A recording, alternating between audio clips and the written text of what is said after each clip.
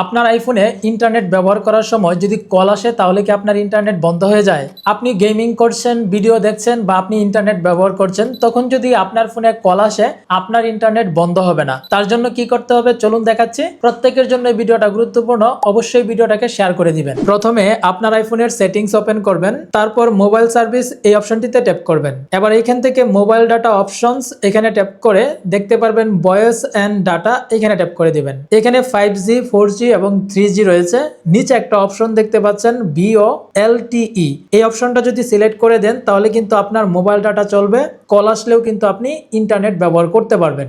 আপনি যেই সিম কার্ড ব্যবহার করবেন সেটা যদি 5G এবং 4G থাকে তাহলেই শুধুমাত্র আপনি VoLTE এই সার্ভিসটা পাবেন। যদি আপনার সিমটি 3G থাকে তাহলে কিন্তু এই সার্ভিসটি পাবেন না।